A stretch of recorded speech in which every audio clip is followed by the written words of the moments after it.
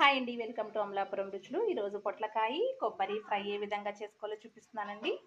Stove వెలిగించి oil heat అయిన తర్వాత ఒక ఉల్లిపాయ, 2 పచ్చిమిరపకాయలు, కరివేపాకు యాడ్ చేసుకోవాలి. ఉల్లిపాయ కొంచెం వేగింది కదండి, ఇందులో home made garam masala add చేశాను. ఒక హాఫ్ స్పూన్ యాడ్ చేశాను.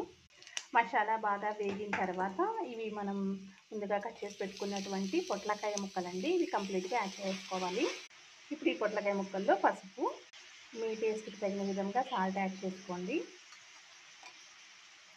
ఇదంతా బాగా కలుపుకొని బాగా మగ్గిపోవాలండి. కర్రీ మొత్తం అంతా కూడా ఇక్కడే అయిపోతుంది అన్నమాట. జస్ట్ మనకి ముక్కలన్నీ మెత్తబడిపోయి బాగా మగ్గిపోవాలి అంతే.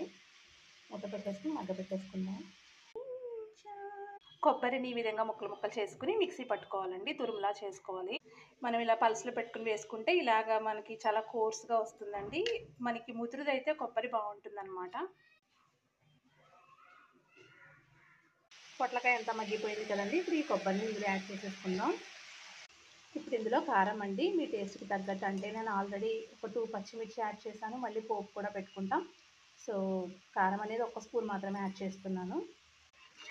ఇప్పుడంతా బాగా కలుపుకోవాలండి కర్రీ అంతా కూడా. కూర అంతా కూడా మనకి ఇలా డ్రైగా అయిపోవాలండి, పొడి పొడిలాడుతున్నట్టుగా అయిపోయింది కదా. ఇప్పుడు మనం దీనికి పోపు పెట్టుకుందాము. తాలింపు కోసం ముందుగా ఒక 6 వెల్లుల్లిపాయ రేకలను దంచుకుని పెట్టుకుని వేసుకోవాలండి. తర్వాత మినపప్పు, ఆవాలు, జీలకర్ర,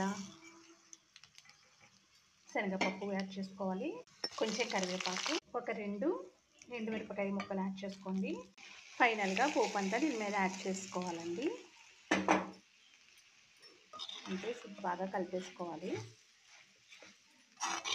అంతేనండి, ఎంతో రుచికరమైన పొట్లకాయ కొబ్బరి ఫ్రై అయితే ప్రిపేర్ అయిపోయింది.